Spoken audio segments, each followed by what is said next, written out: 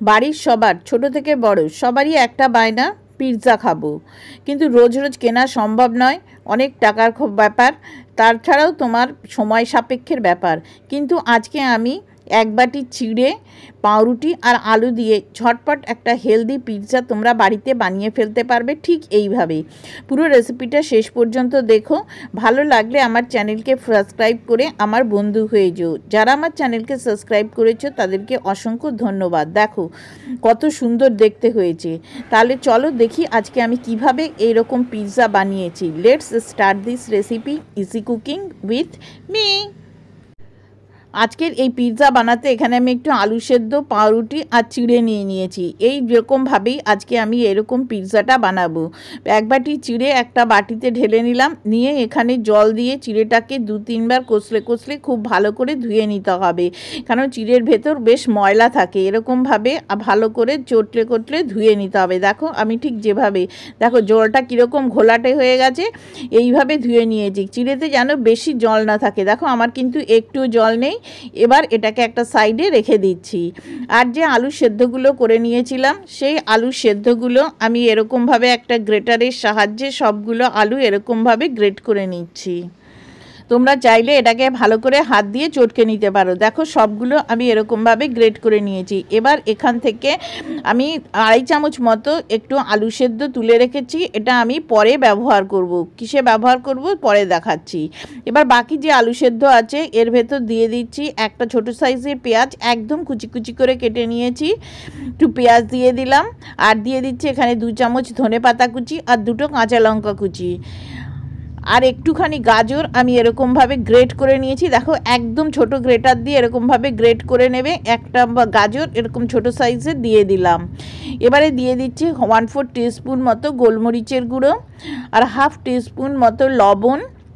আর এখানে দেখো যে ম্যাজিক মশলা আছে, এখান থেকে আমি 1/2 চামচ মতো ম্যাজিক মশলা দিচ্ছি। সেই জন্য আমি আর কোনো গরম মশলার গুঁড়ো, জিরে, ধনের গুঁড়ো ব্যবহার করলাম না। এবারে হাত দিয়ে এটাকে খুব ভালো করে মিশিয়ে নেবে, সবগুলো যাতে খুব ভালোভাবে মিশে যায়।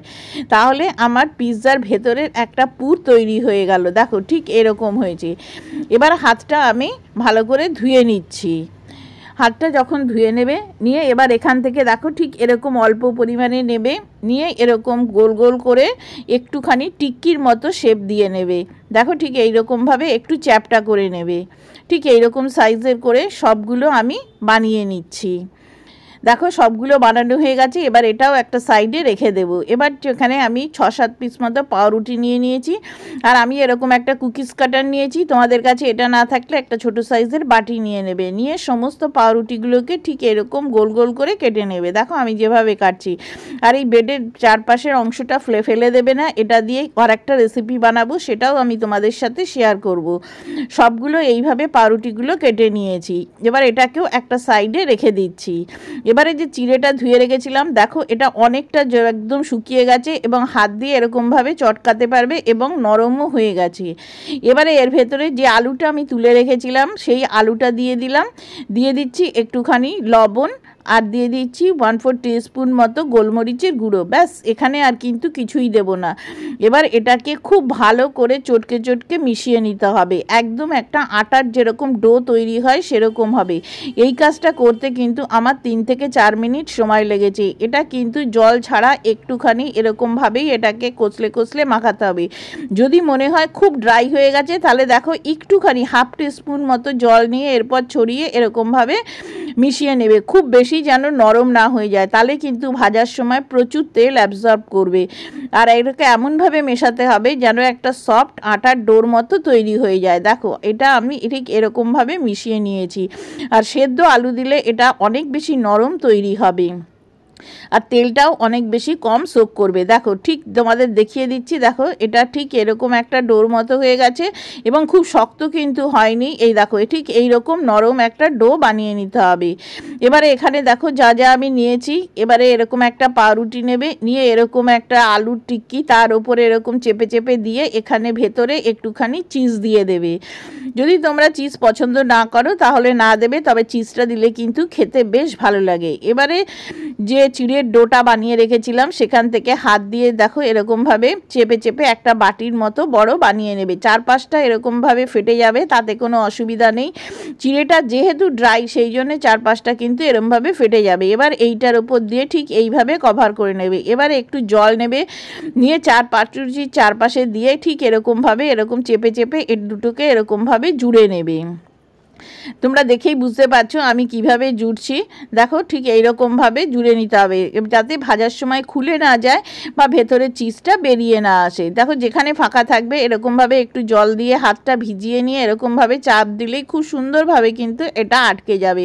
আর একটু জল দিয়ে ওপরটাকে এরকমভাবে প্লেন করে নেবে যাতে কোনো ক্র্যাক না থাকে।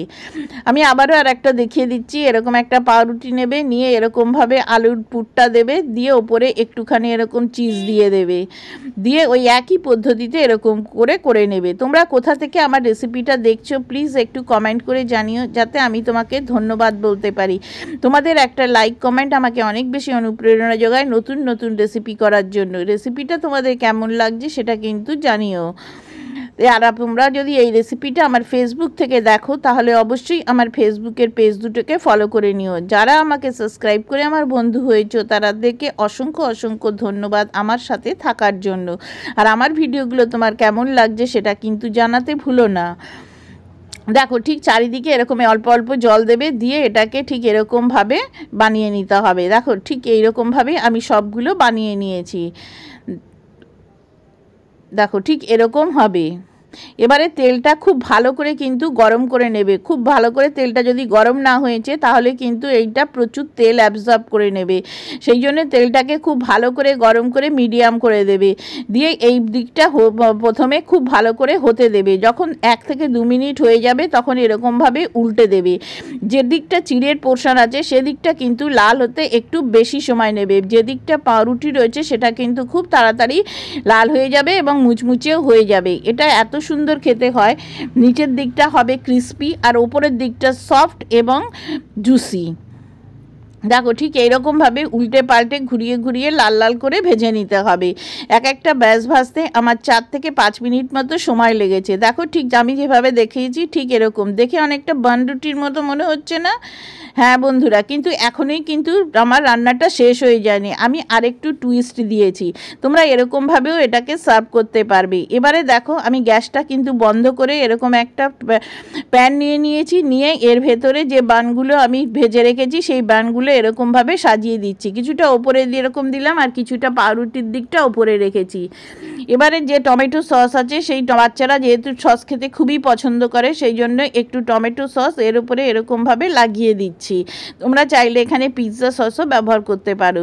দিয়ে দিচ্ছি একটু ধনেপাতা কুচি। এই ধনেপাতা কুচি দেখতে যেরকম সুন্দর লাগবে আর খেতেও কিন্তু খুব সুন্দর লাগে, সেই জন্য একটুখানি আমি ধনেপাতা দিয়ে দিলাম। এরপরে দিয়ে দিচ্ছি বাচ্চাদের সবচেয়ে ফেভারিট চিজ।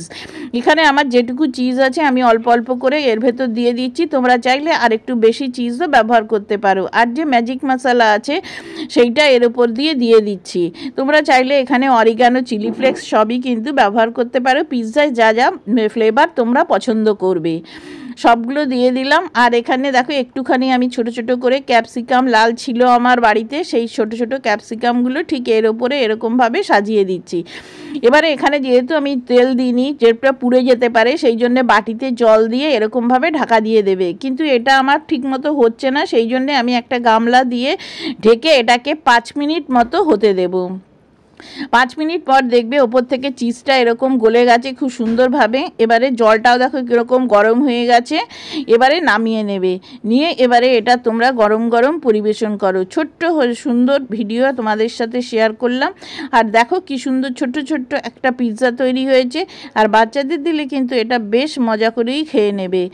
আজকের এই রেসিপিটা তোমাদের কেমন লাগলো তা কিন্তু অবশ্যই অবশ্যই আমাকে কমেন্ট করে জানিও। আর ভালো লাগলে আমার চ্যানেলকে সাবস্ক্রাইব করে আমার বন্ধু হয়ে যাওয়ার অনুরোধ রইল। আর এরকম নিত্য নতুন রেসিপি দেখার জন্য আমার চ্যানেলে তোমাদের সাথে থেকো। দেখো আমি তোমাদের একটুখানি এরকমভাবে কেটে দেখাচ্ছি ভেতরটা কেমন হয়েছে। দেখো ভেতরটা কত জুসি এবং চিজে ভর্তি। তোমরা চাইলে আরও বেশি চিজ দিয়ে কিন্তু এটাকে বানাতে পারবে। আর এইরকম একটা দিলে বাচ্চাদের পেটটাও কিন্তু ভরে যাবে। বাড়িতে স্বাস্থ্যসম্মতভাবে হেলদি এরকম একটা পিৎজা বানিয়ে সবাইকে সারপ্রাইজ দিতে পারো। পুরো রেসিপিটা দেখার জন্য তোমাদের সবাইকে অসংখ্য ধন্যবাদ।